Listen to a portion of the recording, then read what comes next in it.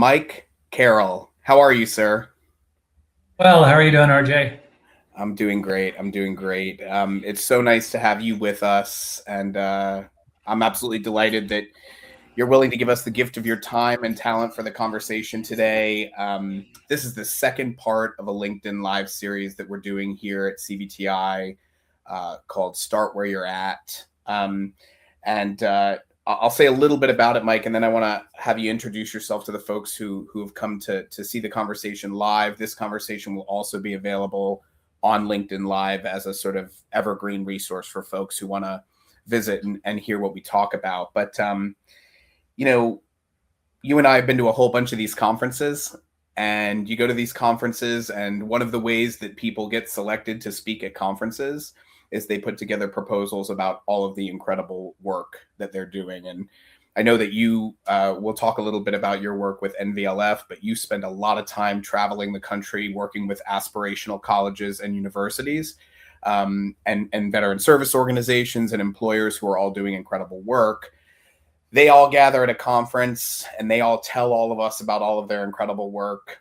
And there's this group of folks who are at that conference to receive professional enrichment, continuing education, trying to learn new things. And sometimes what ends up happening is in the process of being present in these conferences, you get a little overwhelmed by all of the incredible work that people are doing.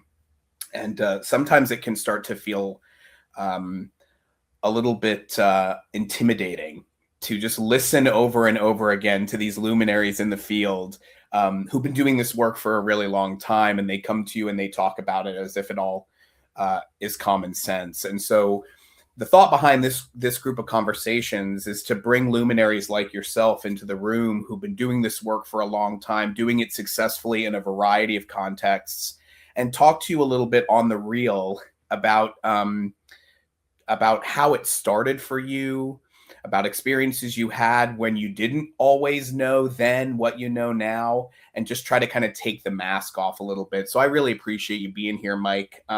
And you're extraordinary in this field. You've been a real a mentor to me, and I really admire the work that you do. And so can you just tell a little bit for the folks in the room, some of whom may know you, some of whom may not, or have seen you from afar, just a little bit about yourself, a little bit about your career trajectory and what you're doing now? Sure. So I spent a career in the Air Force. What ended up to be my last assignment, I didn't know at the time, was I was sent to Ohio State University to run their ROTC. And shortly after I got there, and well, let me preface it by saying that was my 17th move in the Air Force, and my kids' ninth in 10 years. So as the kids were in high school, that was a rough move. And literally I'd been there a couple months, and the Air Force came to me and said, "We're going to promote you and move you." And I said, "Okay, can we delay that a little bit? Can I take an operational deferment or anything?" Trying to explain my family situation. They said no. And I said, "Okay, then I'm getting out." And they said, "Great, you can be out in about 30 days then." So very quick transition. I had no idea what I was going to do. Went in to tell my boss at Ohio State that I had made this decision. And he said, "Well, that's actually great." I was like, "Really? It doesn't sound great to me." Well, he said, "If you're willing," he said, "we are having a problem serving veterans on our campus." He said, and the problem they were facing is what everybody was facing. This is 2011. Post 9/11 GI Bill is kicking in. Numbers are going up at schools. It's a different model than the Vietnam bill or anything. A lot more on the schools. They're not servicing their students well, and the population's skyrocketing. So he asked if I would help build a plan for the university. And I said, sure, not knowing what that would entail. Spend about the next 6-9 months building that plan. And what they had, to give you an idea, at the time they had a population of over 1,000 folks using the GI Bill. They had a full certifier, one certifier. And then they had this gentleman, great individual, Mike Forrest. He's still there. He was part-time doing all things veterans, equal employment opportunity, and affirmative action, which that ought to be a department at a school the size of Ohio State. So he would tell you he wasn't doing any of those justifications right for or doing it right, because he just wasn't enough. He was, three-quarter time trying to do all these jobs, and their numbers are skyrocketing. To top it off, the office was buried in HR. And this went back to a time when there was a lawsuit against OSU years and years before that said they weren't servicing veterans well enough. Wow. The individual won the lawsuit. Wow. They said they would do something for veterans, which was take our certifier and add this other person and just add this job to them. And they happened to be in HR. So that's where they sat. So that's what I walked into. I had no idea that legal piece adds a little bit of fire to that situation for sure. Yes. And that was, I think 10 years prior was that lawsuit. So this thing had just been sitting there like this and then exploded with that. Yeah. So I started looking at it. And one of the first things I did was I went and met with all the senior leaders on our campus that I thought had a stake in it. And I asked them two questions. Why should we be doing this? And do you need to own it?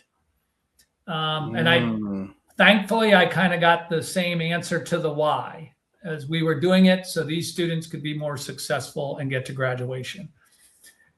Do I need to own it? I didn't get I must own it, but I want to be involved, which was again, helpful. And so flash forward, when we work with the university, that's the question I ask.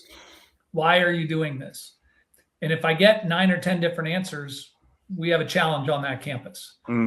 If you get a coalition around whatever it is, and some of the things I'll talk about today, where you should put this office, where it should sit, all those kinds of things are guided by that, because there is no right answer for this. And I think that's part of the challenge all schools face, is there is not a nice, clear checklist. You must do these 3 things, and you do 4 and 5 over here, and you've succeeded. It is really campus based. So, but for my campus, that was helpful. So the other thing I did was I started to gather data. I asked if I could travel, and they said some. And so I went and visited schools that were either ones that were recommended doing a great job out there, or might be doing something a little different. So I went up, Minnesota was one of the ones doing something different. They had started this one-stop shop kind of thing for administrative, and they put the veterans in there, which was not a great model for the veterans side, but it was a great model for administration. So I was glad I saw it. So again, just gathering data and looking at it, and then came back, started to put this all together in my mind, what would be good. And we had a news story break in the local newspaper that said Ohio State was not serving veterans well.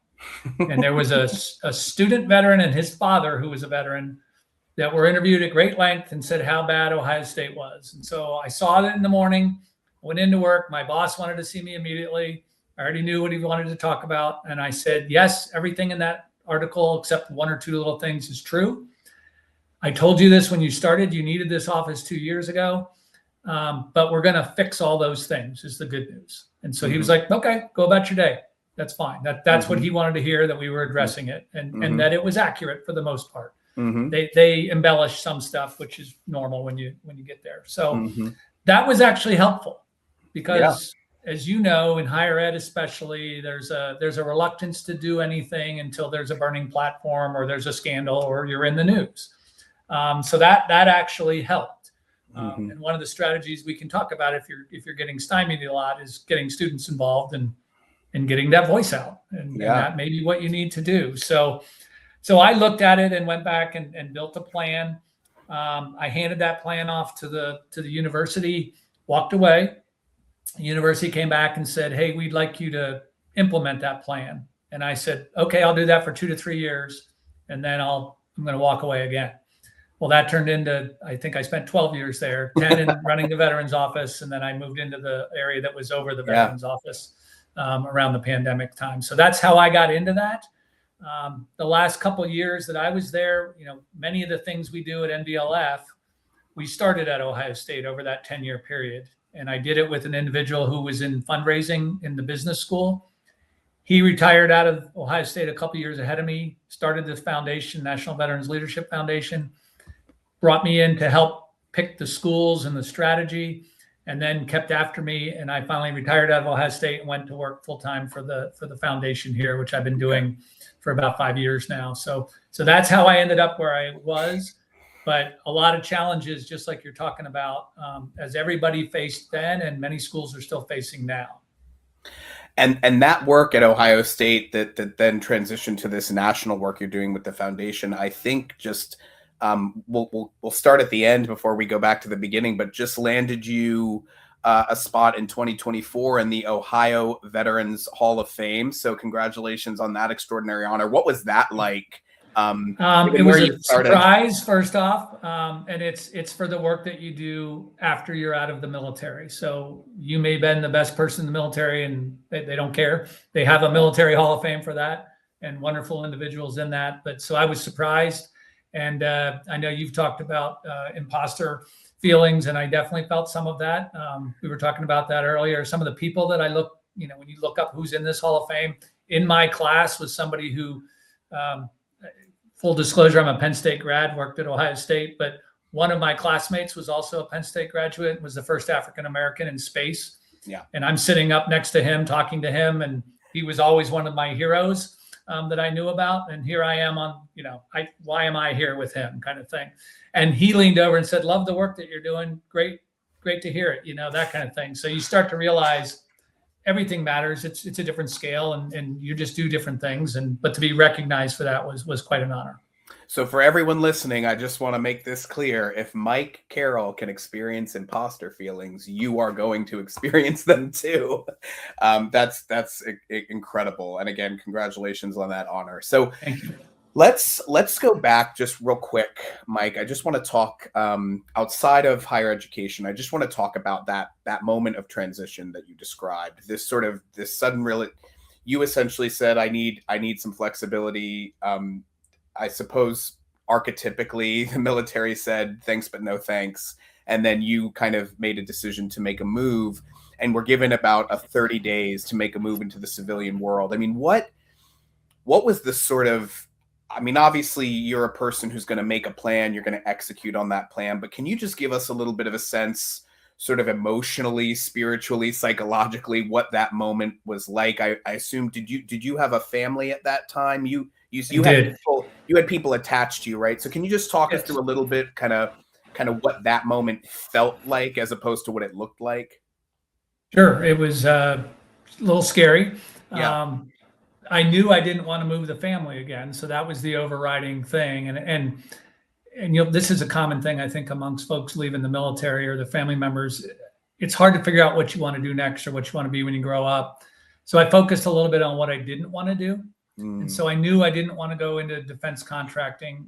My time when I had seen, let's say you got out of the military a year ahead of me and you came back to me in the Pentagon and you're selling me something, I just felt that was kind of smarmy, and I knew I didn't want to do that. I was approached by several contractors here in the area, and I told them, if that's what you want to talk about, thanks, but no thanks. We'll have a nice lunch or something. But if you want to talk about something else, I'm willing to do that. Yeah. And this is going to sound kind of corny, but I wanted to work somewhere where people enjoyed what they did, and that it was about something bigger than myself. Yeah. That was my criteria.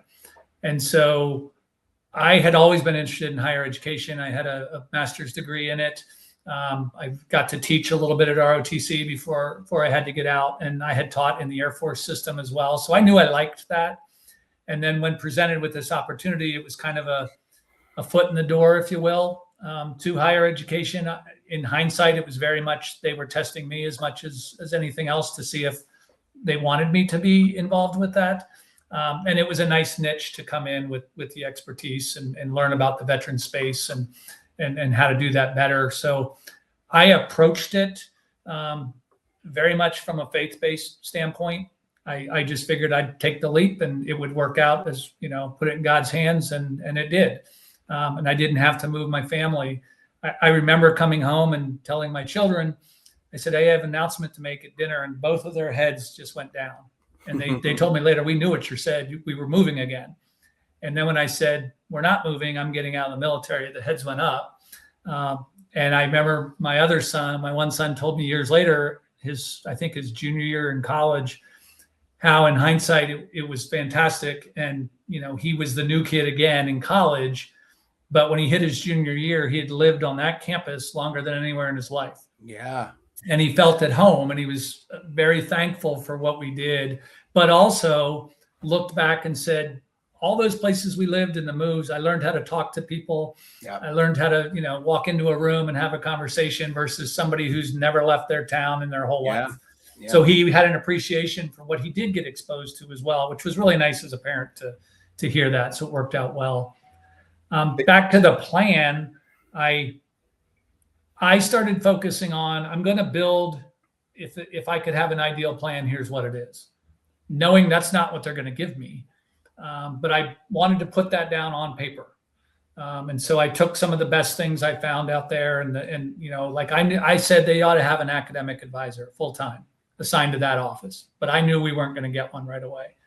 I recommended that all military stuff be consolidated into this office, including ROTC. And the rationale that I gave, because that's the other thing, as you're building this, you'll need to have rationale for every single thing in there. I gave was, when the president asks something, he wants a response that does cover all those areas. So why not have one person that can give that advice that has all those areas and they're responsible for? So when he says, should we do this? It's considering the state's National Guard and our ROTC, if you have it, and all those kinds of things. We got that years later. And I remember the individual I worked for had said, we're not going to do that right now. That's too much for the university.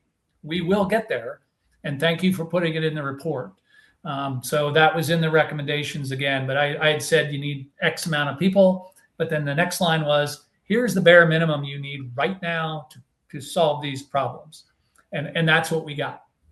And then later it has built up, and it's even bigger now than when I was there, the gentleman named Kevin Cullen running it. But some of that was by design. And then some of it was like you and I have talked about this, kind of looking at it as a triage. What are the immediate problems? What's the closest thing to you? What's going to get you fired, or what's going to really get you back in the newspaper? You need to look at that. And that's going to be different on each campus. And I don't mean that to be a cop out, but it is a little different on each campus. So one of the things I started looking for was ways to help those other areas that I said we needed. And so, for instance, this academic advisor, I found a grant from a company that was willing to grant 2 years worth of funding for positions. And it didn't say what those positions were, but the university had to agree to fund it for 3 years afterwards also. And in hindsight, and talking with this company, they knew there was a better chance of that position being there long-term if that's what they did. And so I brought that to the university and took them about 9 months, and they agreed to that. So we got an academic advisor, and then the university funded it after that. Under what I would tell you is a shared model, which is another strategy I highly recommend. So this person was assigned to the central pool of advisors, but they were in our office full time. They actually worked for us, but they got their training from them. They were, involved in all those kinds of things for credibility reasons. But again, you had to convince the university to do it, but I had to do that legwork to find that grant and bring that to the university. The other things I did, I applied for the VA's positions. The VA has VSOCs, which are hard to get now, but it was just starting that. Took me 2 years and I got one of those. I applied for the vital position, the healthcare folks. We never got that one. And then I worked with our local VA and our College of Social Work, and they sent counselors over. And I gave them space in the office that we ended up getting. So again, those weren't our assets, but they knew that every third Friday or whatever, the VA person was over here. Every second Wednesday, the College of Social Work counselor was over here, those kinds of things. I worked with our mental health office on campus. The DOD does this thing called the Center for Deployment Psychology. They will come and train your staffs. So we set that up. Got fortunate that our director knew somebody in there too. And he's like, oh, he's an old friend of mine, so let me just call him. They came out a few months later, they trained the staff. And then I said, hey, if you'll come over once a week, we have a private office for you here in the building that you can use. And, the first few weeks, nobody came to talk to this counselor. But once they were there a while and they started going to the Veterans Lounge, which we got later on too, those things start to help. So finding shared assets is a huge way to get through your triage of what you need. And it starts to build the trust with the veterans too, because anytime you throw anything new at them, they're just going to, I don't know if this is for me yet. Yeah. And I'll talk about military community advocates later on. And that's anot's It's very successful. We do it nationally now, but it's a way to break down that barrier, and it's a way to not necessarily have costs on you to get these kinds of things, and it's an opportunity for a student. So, Mike, I want to highlight something here that I'm hearing you say, and I don't think you're saying it on purpose, but it's sort of a through line here, especially for folks who are joining the conversation, who have arrived at a campus and they're being told to stand up a center or stand up a set of resources, or for a person who is on their campus and maybe they're the only person doing this work, and they do a certain amount of work in this space, but they want to do more. Or maybe someone who's taken over an operation and that operation is perhaps a little bit disordered or dysfunctional, and they're kind of staring at it thinking, what I just want to make sure that I highlight this, because I've heard it now multiple times. What you are describing was not all at once revolutionary change at your institution, but actually quite painstaking, small, iterative change over time through countless conversations, a lot of patience. And I think I heard you mention one or two instances of outright failure that kind of peppered through. Can you just kind of, I just want to make sure that I'm hearing that correctly. And if that's right, and two, if you have any words of encouragement for folks who feel like this is just taking too long when you have this need out there that feels so urgent. Yeah, it's definitely that. I would say build for the change. You're not going to get it all at once, particularly in an institution. Higher ed is small c conservative and moves very slowly, and that's okay. But look for some small wins that you could get early. So, our students early on wanted certain things right away, and they got them, but they got them over time. One, I had to explain to the students how it's not like the military where the general says do this and everybody says yes sir, yes ma'am, and goes and does it. The president can say do this and the faculty go, nah, I don't think so. He'll be gone, or she'll be gone in 5 years. I'll be here for 20. And also that, yes, you can go complain to the president, and then the president's going to call me anyway. So you might as well talk to me now and let's try and fix this. But we adopted this at NVLF when we started, and we still have it. We call it crawl, walk, run. And I think that's a great strategy for this is figure out what crawl looks like. And that may be a while. Like, we've been at NVLF going into our 5th, 6th year. I'd say we're starting to walk at this point.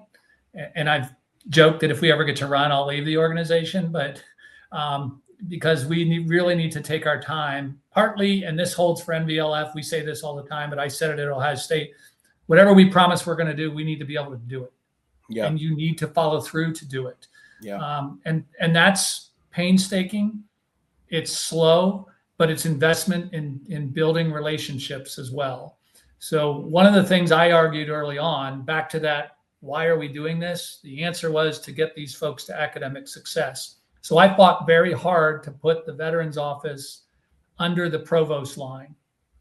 So much so that the vice provost that I worked for, he and I went to the faculty senate and got the initiative blessed as an academic proposal. Mm-hmm.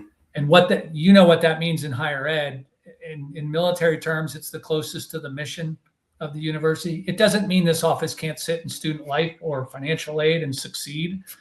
But if the reason is for academic success, we ought to tie it to that. And I wanted faculty buy-in, just even if it's notionally, because down the road, when there's not enough time or money or anything, things get cut. What's going to get cut? The things that are the furthest out from the mission of what you want to do. Sure. And so that's one of the things I argued for. Conversely, I argued for our office to sit in what was called student academic success. And it was the bursar, the registrar, financial aid, that building. Because I looked at those two individuals I told you had been doing this job, and he said 90% of who we talk to and what we do is in there. Yeah. And they were across campus. So I said, okay, that's where we want to be. And I got their boss to buy into giving us a small office that used to be a mailroom. It was renovated to put us in. It wasn't the best when we got it, but it was where we wanted to be. And we instituted a policy that was a real pain for a year, is if we wanted anything from that building, we went to their office. We didn't call them and we didn't email them. So I went to your office and asked, I know it's harder for you to say no looking at me in the face than it is on an That's email. right. That's right. And the other side we did was if they ask for anything, immediately do it and say yes, no matter what it is. And that was a really a big pain. But it established that relationship. So if one of us went up a year later and said, hey, RJ, I really need this, you're going to go, you know what? He helped me with this thing 6 months ago. And so that's what we did. Yeah. And we did little weird things like I wanted the phone number to be 247 vets. So whoever owned the VETS, I went to their office, said, I'll buy pizza for your office. We want to form a relationship with you, but we want your phone number, and here's why. And so I bought that phone number from the office, and little things like that. We started giving out awards to offices that first year. And it wasn't much, but it was our office voted on it. We picked a couple each year and would say RJ went above and beyond for us. So I went and bought a $10 ice cream gift card to one of these local stores in town. I got a hold of your boss. We showed up at a staff meeting and surprised you with a certificate, a card of thank you, and an ice cream card in front of all your peers. And we did that all over campus to the folks that helped us. Again, very small investment. I bought the ice cream cards myself, and a little bit of time for our office to walk over and say thank you. But those kinds of things really paid off down the road, and having those relationships when you really, really needed them. And I'll give you an example. We had built a really good relationship with the registrar. We had switched from quarters to semesters. And as part of that, the university pledged nobody would lose credits or lose money in the switchover. Well, the VA said, hey, you owe us some money back, because we had taken this money and refunded it to the student under the semester change rule. Well, it wasn't the student's money, it was the VA's. So I went into the registrar and my boss and said, yeah, you screwed up. You didn't talk to us about this. We would have told you, but we owe $44,000 or whatever it was back to the VA. So I'm going to recommend you're going to pay it twice. You've already given this money back to the student at $40, $100 at a time. You still have to pay the $44,000 to the VA. But do you want RJ in the newspaper saying Big Bad Ohio State came after RJ for $40? Right. And there's thousands of those. And they agreed, because we had a great relationship, that they would eat that $44,000 because it wasn't worth it for the PR on the back end of it once we explained it. And then they've never did another thing financially with veterans without involving us and us being able to advise them on what was done. But it goes back to building that relationship. Yeah. It's funny. I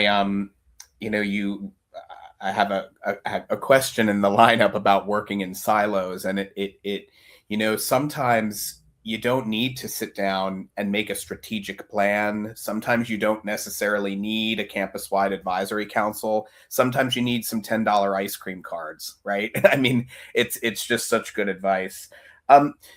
Mike, I want to shift gears now to talk a little bit about, so you did this extraordinary thing at Ohio State, and you really, you were in startup mode for a time, and then you probably kind of switched from a kind of startup mode to a more established rhythm of working at that institution.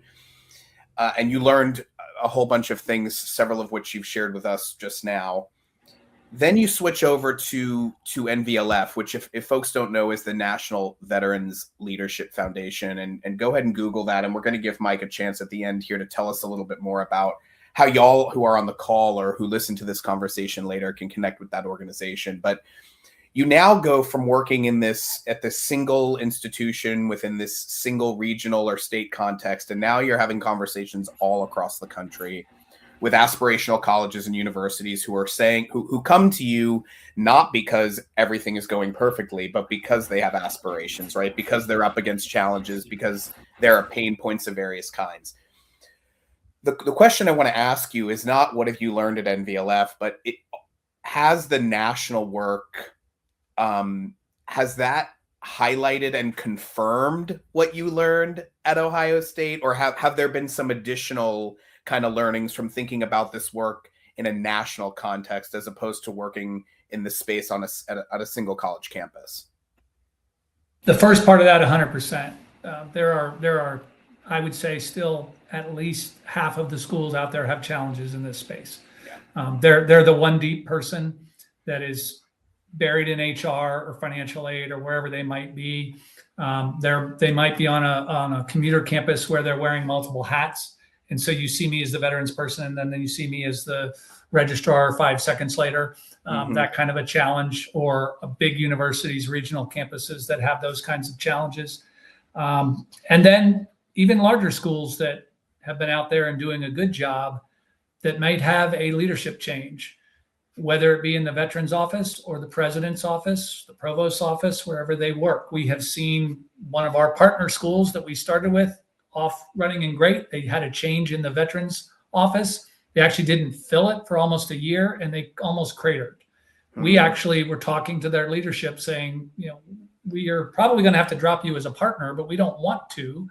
This is, we can help you with this. And then they ended up hiring someone who has built it back up and is doing very well.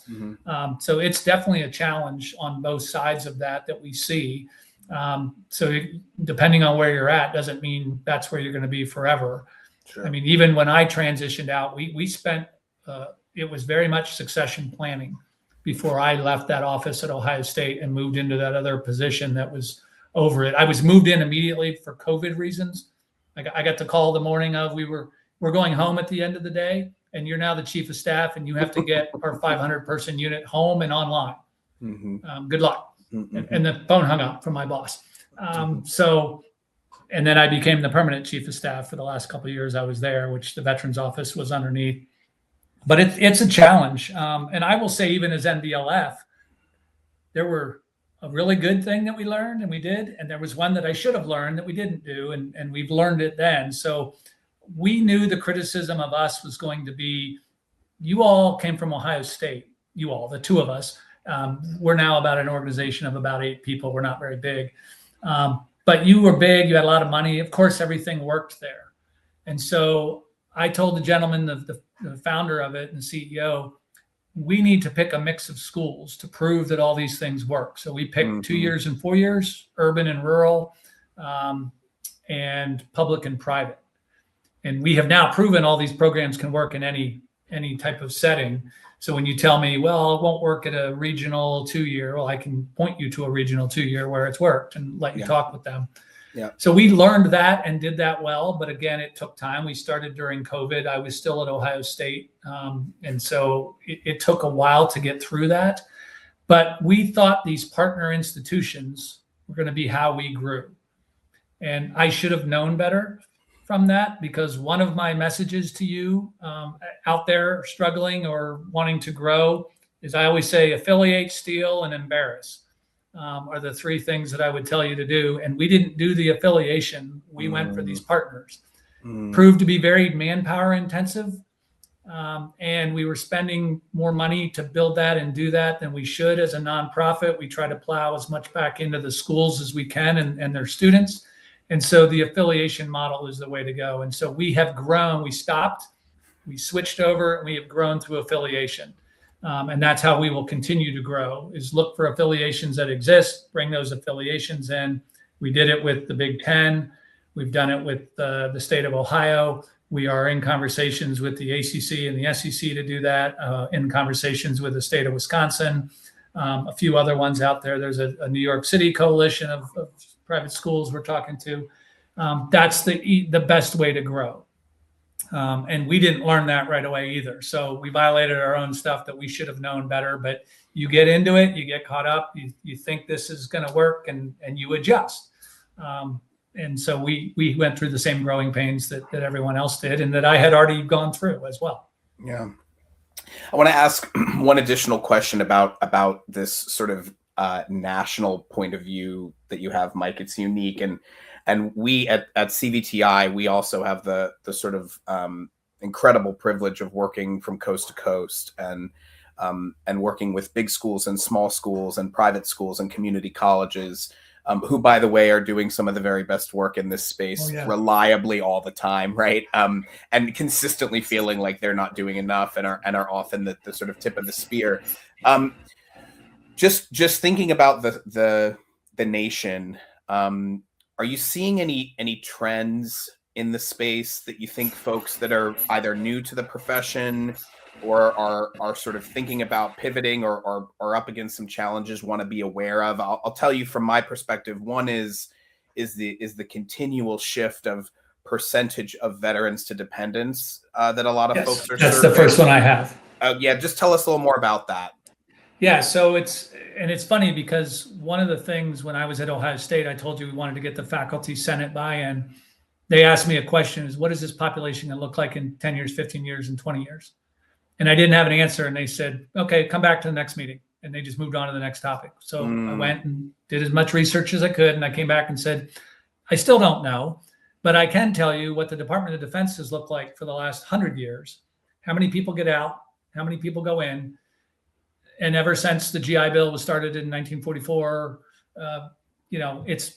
they're going to have benefits coming out. I'm positive of that. However, this new thing and the ability to give it to your family member, I remember saying these words, in 10 to 15 years or a little bit more, we're going to see a lot more family members walk through the door than we are the veterans. And now that's here. Because at that point in 2011, 40% of those currently serving had signed over their benefits to their dependents already. And it's done as a recruitment and a retention tool more so. So that's what you're seeing, and that comes with its own challenges because in general, the folks that don't know anything about this, which is probably your administration in a lot of cases, they just say, well, they're just another 18-year-old. So we don't need to do anything for you. Why do you need more people to certify 100 more family members? Well, so you need to explain the certification process to them and how painful that is, how slow that is, and how 1980s technology that is. 100%. And the good news is the VA has put out, and other groups have put out recommendations. They're not a must-do for a school, but you should have a certifier for this many people. Nobody in the world has that, but at least that's something to shoot for again. Don't you think that's an extraordinary fact, by the way, just that just nobody has that? Yes. It's worth us all just pointing out, for those of you who have come to the session today with a little bit of imposter feelings around the fact that you're not hitting VA recommended ratios, just like get in line. Yes. But it goes back to don't ever let your administration off the hook for that. That's right. Say, this is where it's at. Here's where we're at. Could we get a little bit above here and towards that? Yeah. Much more willing to have that conversation of towards that than I need 13 more to make this. Well, you're not getting 13 people in today's environment or tomorrow's environment or yesterday's environment. Right. So, but have that there and have that in your tool belt to bring up when you're asking for one more. Because one more can make this difference, and one more can keep us out of the newspaper, and one more makes us not look like that school that just got suspended. Back to that, as I say, affiliate, steal, and embarrass. Particularly if a school in your region or your conference or wherever you are has done that, use that. Yeah. I used to joke in our case, Ohio State and Michigan have a rivalry. If Michigan was doing something, I pointed it out immediately. That's right. So definitely do that because it's a challenge for you. No, that's terrific. And I'm just so, Mike, we've talked a couple times. I mean, I've known you for some time now, but I wasn't prepared, even though we sort of prepared to have this conversation, for how evangelical you were going to be about the walk, crawl, run, or I'm an avid gardener. So when we plant a tree, we call it sleep, creep, and leap. You plant a tree one year and next year you expect to be, napping under the shade of this grown tree, right? It takes a long time. I wasn't prepared for you, but I'm delighted by the fact that you're so evangelical about a little bit is better than nothing. And that these sort of small iterative changes over time in the aggregate can make a real difference to your culture and to your outcomes. And for your students. That's right. But you might have to tell them that. So I use the military term that you leave it better than you found it. Right. Which most in the military know. And so I mentioned our students wanted a few things. Well, they wanted a veterans lounge in the worst way. We got one years later, and I was very strategic about it. We ended up getting a place that they were renovating. They had it temporary so they could build a bigger one. And then when they were done with it, they said, "Do you want it?" And I said, "Yes." And we got all hand-me-down furniture and everything. Yeah. Well, we had a company about 3-4 years later came in, and they had A guy wanted to honor his dad, who was a veteran. It's a big national company. They renovated it at their cost. They just did it at the university's cost this year, about 8-9 years later. So finally, the university is paying for it, but they've had a lounge for 12 years. Right. It just Right. didn't look as nice as it could be today. So Yeah. again, incremental things. I didn't know we were going to get a company to come in and do those renovations. But again, that showed that we were out working and doing Yeah. things with our development, our fundraising. Yeah. And now the university agreed to do this last renovation that they got, and it's beautiful. Yeah, that's awesome. I think people sometimes think I'm anti-aspirational when I talk about my obsession with the minimum viable product. The MVP, the key to the MVP is the V, right? It's viable. Yes. It's doing something. Mike, I told you I would do this, and I'm going to do it because I want to. We've just got a couple comments coming in through LinkedIn that I want to address, but really quickly, I want to do a lightning round with you as a person who has a 35,000-foot view of the national landscape. Just some things that I hear out on the conference circuit, working with colleges and universities across the country. The first question, which you've sort of preemptively addressed, which is I'm working in silos. So I'm actually going to preempt that one because you've given us our answer, which is $10 ice cream cards, or whatever the version of that is, right? That this notion that we work in silos sort of short circuits our ability to build relationships across units feels a little bit like a poor excuse. Would you agree? I do. And I would tell you that, we did this at Ohio State. We promote this now through the NBLF, this Military Community Advocates. That's a service scholarship program. Yeah. We seed fund it now at NBLF at your school, but you take that student and you place them in an office where there's a need. So let's say career services or mental health office or whatever, wellness office, athletics. And they work with those folks over there. They get this money to do the work, but it builds that relationship in a different way that they're going to understand more about what the challenges you as a student face because you're over there 5-10 hours a week in their office working those issues versus me coming to a staff meeting once a semester or once a year and talking to you about it. So that's another way to do that through a program that benefits that student directly and all your students on your campus. And I'll give you a quick example. We put one in the mental health office because students weren't going there, even though they were eligible for the services. But if I said, "Hey, RJ's over there, would you go over and talk to RJ first?" And then RJ, you meet RJ over there. He shows you around, says, "It's okay. These folks are good. Cindy here and Fred there. They're wonderful people. I've gotten to know them. Now I'm willing to talk to Cindy or Fred and get what I need from them because you've been over there doing that legwork, and I trust you as a student veteran." That's right. No, I like using affinity as a tool to kind of create connection. I think makes a lot of sense. Second question in the lightning round, Mike. I'm doing this work, but I have no money. I'm doing this work, but I have no meaningful budget. I'm doing this work, but I'm a staff of one person. I mean, how do you think about moving the needle in a situation where you are truly under-resourced without just burning yourself completely out? And how do you think about that? That's part of it. You're going to have to invest some time in those relationships and find out where can you get fractional help. So if, go talk to your student life support offices or whatever you call them on your campus. I guarantee you they could give up 2 to 4 hours a month to come over and be in your office or be somewhere where your students could talk and benefit from those. And if you start to put together several of those, you're going back to building those relationships, but you're having these folks available. Or maybe it's even, they don't even have to leave their office, but could I have Fridays from 8 to 10 where RJ's time is dedicated to my students only? And all those appointments go to them. Generally, they're willing to do some things like that. The other piece I would tell you is go after, if you can't get institutional dollars, go after philanthropy dollars. So you probably are a person that doesn't have anyone assigned either, or RJ, you're assigned as my development officer, and I'm one of 8 areas for you. I'm going to take you out to lunch, and you and I are going to raise a lot of money. There's a lot of money to be raised in this space if you know how to do it and you look Right. beyond just ROTC graduates of your university.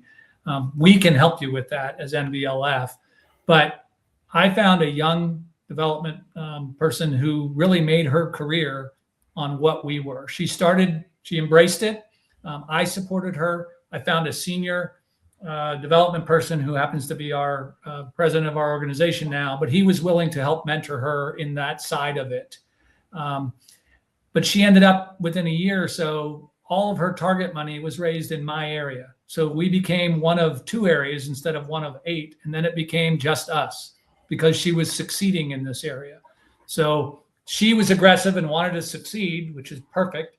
I could help her do that. And then I went and helped find a mentor who also had a heart for this because he started some of the things. So I already knew he had a heart for it. And between the 3 of us, we really made a difference in there and found money. Once you find some of that money, now you're going to be looked at a little differently. Now I might give you some organizational money because you've already proven, yes, you've asked for this 3 times, but now you're asking for half because you raised half of it yourself. That's powerful. Absolutely. And I'll just tell you, Mike, thank you. I'm today years old learning about fractional help. I just Googled it while you were speaking. And for those of you who, like me, were not familiar with the concept of fractional help, it is part-time or in-kind high-level expertise to solve specific complex challenges without the overhead of full-time hire.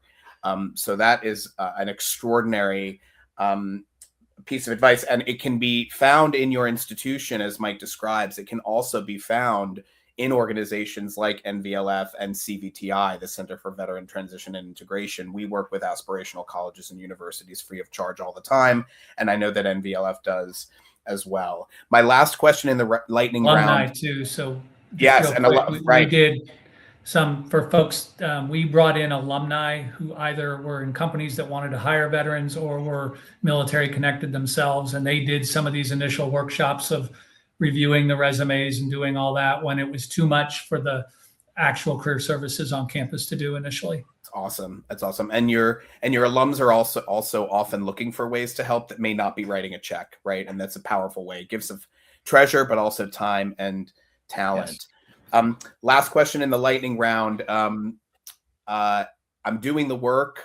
I have some resources to do the work. I feel good about the outcomes I'm getting, but my senior administration does not see me, acknowledge the work. What does a person do when they feel like they're not being seen by the larger organization? 2 areas. The first, I already talked about that development side. If you can show that you can get into that and help with that and show some results, they don't have to be big results, but you show some, that shows something to them. The other one is I always said, you need to be prepared to have 3 conversations with leadership, and that is anybody above you to the board. The first is, this is the right thing to do. And a logical explanation of that this is what these folks did for us. By them serving, we were able to not serve. By them serving, I was able to pursue this career. By them serving, I was able to do this in business. And then I came over to the university, whatever it might be. We do owe them a little bit because they took that burden off of us, them and their family. That's going to appeal to some people. The second argument is, whatever the university's goals are in recruitment and admissions and retention, veterans contribute to it. If it's underrepresented groups, veterans are in every one of them, and they're their own category that must be tracked by the federal government. If it's first generation, your military connected are going to be a higher percentage of those than non-veterans.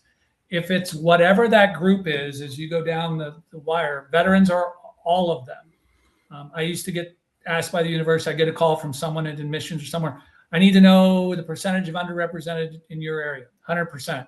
Well, that can't be. I'm like, well, it is. You're forgetting this other category that they're part of. What do you really want to ask me? And generally, whatever it was, we were at or above the university's average.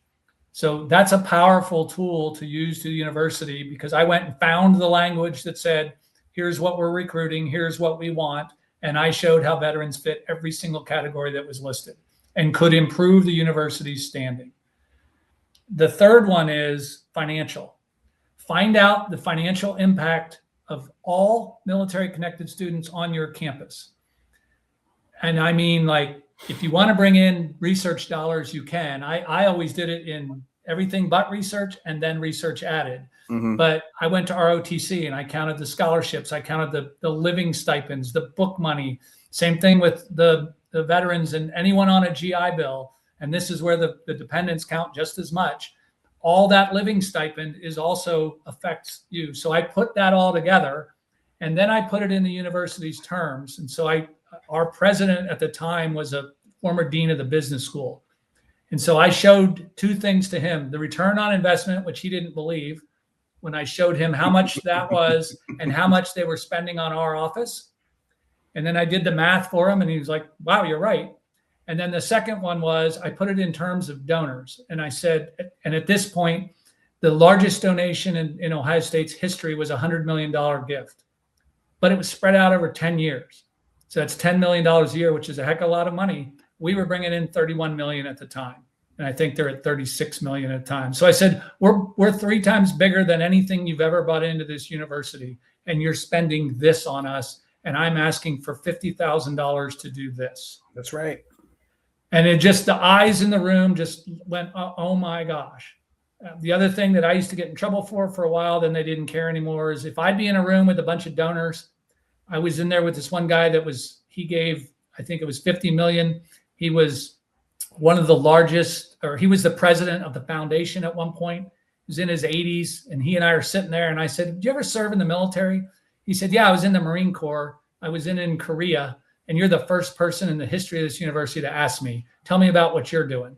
Well, then they got all upset that he was going to give money to me and not to them. Oh, yes, of course. And I said, hey, I just made an innocent comment. He wants to meet with me and he wants to go see our ROTC facilities. Yeah. And I said, I'm sure as heck going to meet him and take him. That's right. Well, he ended up giving money to ROTC and he kept giving the same amount to the other area. So I just said, I don't care which of you development people get credit for it.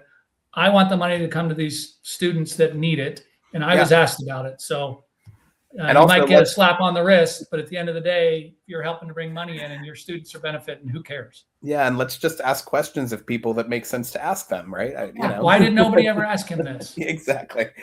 We're coming up on time, Mike. I've got 2 questions. One that's come in that I just want to highlight or 2 that I want to highlight from the chat. And then I want to just give you a brief moment to talk a little bit about how people can connect with you. I don't know if you've ever met Adam Pearson Milano. Hi, Adam, who's listening. He's man, he's going to do things. He already has done things in this space. I've been to 2 conference sessions of his that were really quite stunning. He's a doctor of social work and a veteran. He asks this question, and we'll have to answer it fairly quickly, but I wanted to give you a crack at it. On the theme of breaking out of silos, he says, if there is faculty buy-in, and there's an existing Veteran Success Center, what approach do you recommend faculty take to facilitate collaboration between the faculty who are eager to be involved in the Veteran Success Center, being mindful of not overstepping, but offering faculty skill, expertise, passion, etc.? So what this faculty member, what do you do to be helpful without stepping on toes? I think there's lots of ways you can get involved. I don't know if your school has policies on the National Guard mobilizing and leaving, and we had faculty lead a discussion on that and set the policy for the university to make it the best. I had another case where we set up a faculty, it was a day for having military connected students in the classroom, and it was all faculty led. We did a thing where this faculty member, and they got a small group that were either veterans or interested in them.